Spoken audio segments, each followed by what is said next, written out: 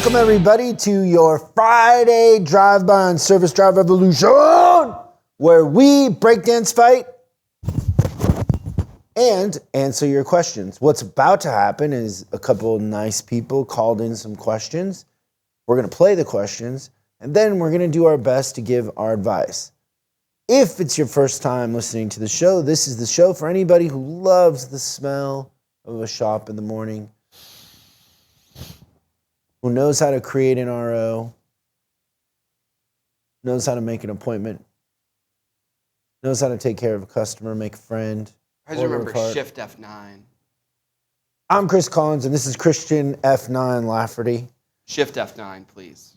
If you want to have your question answered on the show, get a pen, get a pencil, open up notes on your phone, and write down this number. You ready? 833-3-ASK-SDR. The SDR stands for Service Drive Revolution, but that's 833-3-ASK-SDR. Let's go to the first question. Hey guys, love the show. My service advisor is good about 25% of the time. Like he's got about 25% of his customers that are just absolutely love him, like know him by name, send him gift cards. But the other 75% absolutely despise him, won't call him back. He focuses on those 25%, and then he can't handle the rest. I get constant phone calls and voice messages. I'm the service manager. I get constant voice messages of can't get a hold of him. I left him 4 messages, and then he just blames it on the customer. Says, I called them back. They never called me back.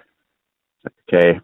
So I'm just curious, I'm shorthanded as it is. I'm trying to find good people, as you know, is not the easiest thing to do.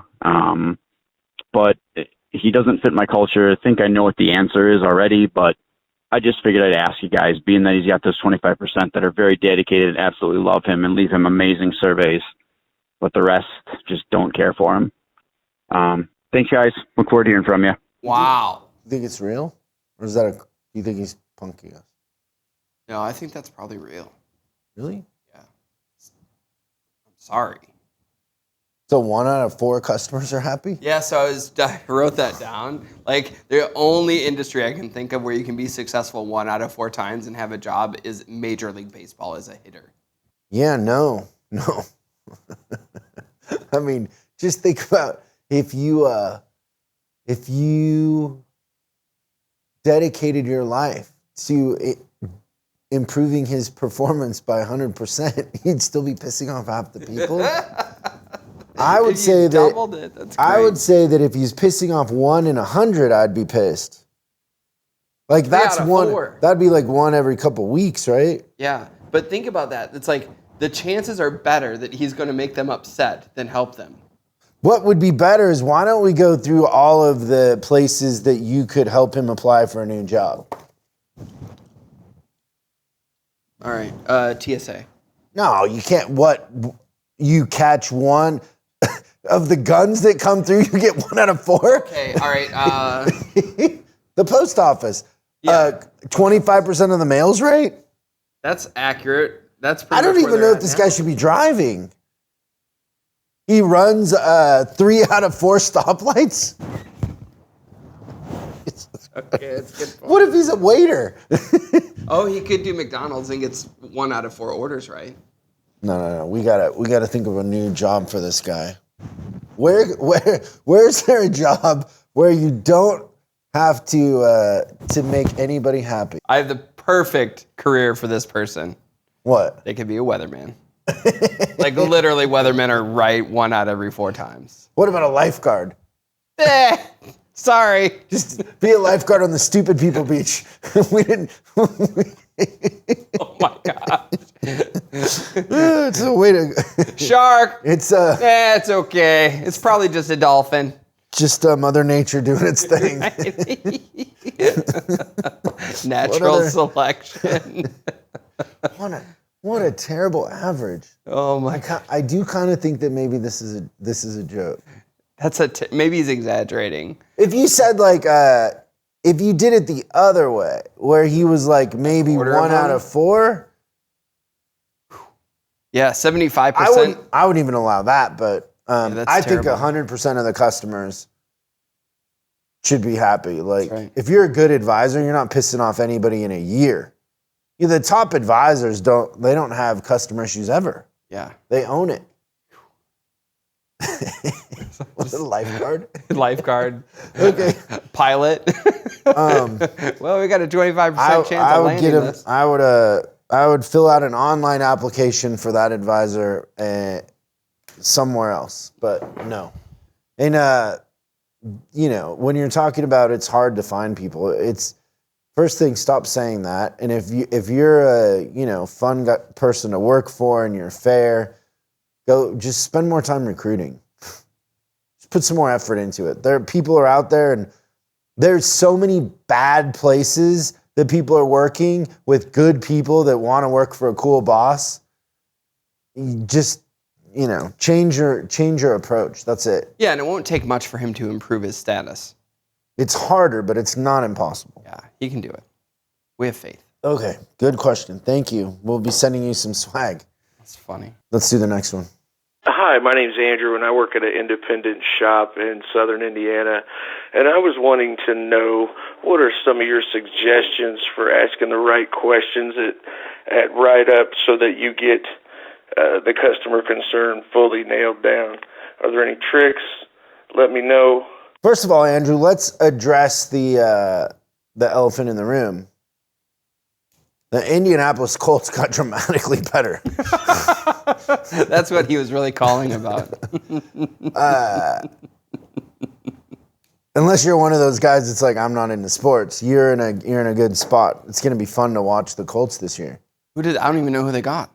They got Matt Ryan from Atlanta as their quarterback. Always like that. And then they've made some good moves. They'll be able to protect him. What? Will they be able to protect him? Got an O-line? Ish? Yeah. Okay. And Matt gets rid of the ball quick. He's a great quarterback. I can't believe Atlanta let him go. But so getting good descriptions out of the customer. Okay, so I don't know if you would classify this as a trick. I would say that before you worry about the questions you ask, let's think about the mode we're putting the customer into, and think about this for a second. Like, do you think better under stress or when you're relaxed? Do you think better, clearer? Are you able to articulate yourself better when you're around friends or when you feel like you're under pressure, in a hurry, in an awkward situation? We all just human nature is when we feel like we're surrounded by friends, when we're comfortable in the environment we're in, we're going to be more creative. We're going to be better at articulating our thoughts, and we're just better collaborators. So the first thing that I always think about is, what is our process doing to the customer before we get to the questions? And so I always say, like, what you don't want to talk about in the beginning is the commodity, the car, right? What we want to talk about is the things that put them in the frame of being a friend or a family member. So we want to talk about work, kids, hobbies, the Colts, whatever it is, to kind of get that, hey, we're hanging out at a bar, we're buddies talking. And then I would ask questions that are depending on what it is, I would ask questions that are more in the visual side of things, or sometimes in the auditory. It depends on what it is. Is it a rattle? Then I would ask the question in the sense of, so when do you hear it? What pitch is it? Where is it coming from? The location. I wouldn't say, so what does it feel like?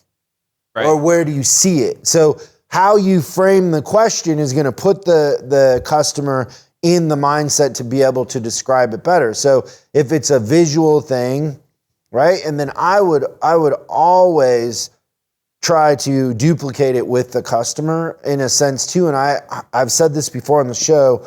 But when I was an advisor, I had this thing that would put customers at ease where I would say, oh, we have the 5 Mile Dome. And they'd be like, what's the 5 Mile Dome? And he'd be like, oh, there's this dome that comes over the dealership that whatever your rattle is, whatever your issue is, as soon as you come into that 5 mile zone, it goes away.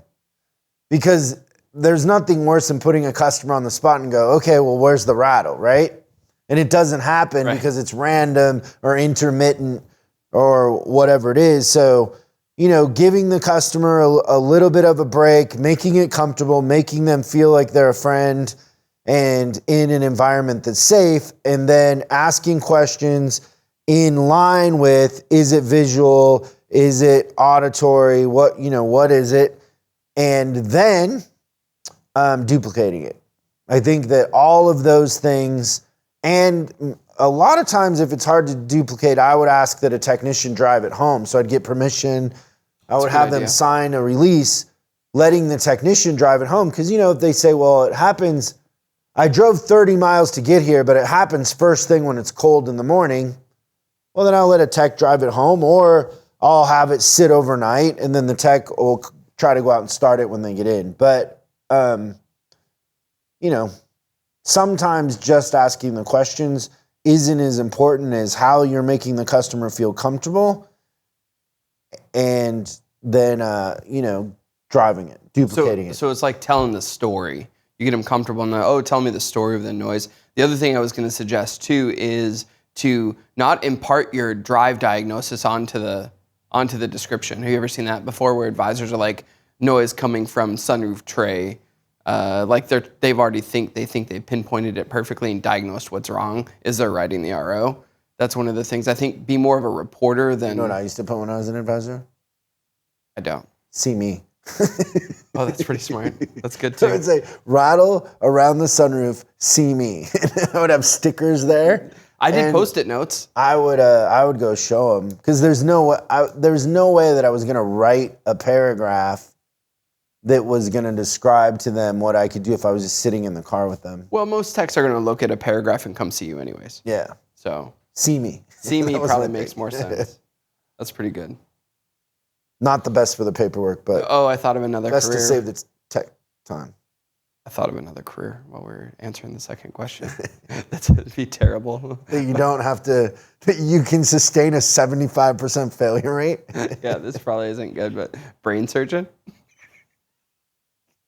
Yeah, I'm going to get this right. I wouldn't even want that guy to be a barista. Right? But think about that. Doc, what are my chances? 25%. 3 out of 4 times the coffee's wrong. So fun. Thanks, Andrew, for the question. Hope the Colts did good, and I hope that inspires some ideas. Remember, and if you have a question, call it in. Don't post it in comments. And the number's 8333-ASK-SDR, and we'll see you next time on Service Drive Revolution. Thanks for watching this week's Drive By. I hope we gave you something to think about over the weekend. We're uploading new stuff every day, so make sure you subscribe and click the bell icon so you don't miss out. If you have a question you'd like us to answer on the show, call 8333-ASK-SDR and we'll answer your question on the show. That's 8333-ASK-SDR. For special deals on our books and training, head over to offers.chriscollinsinc.com. Now that's offers.chriscollinsinc.com. I'm Chris Collins, and I'll see you in the next video.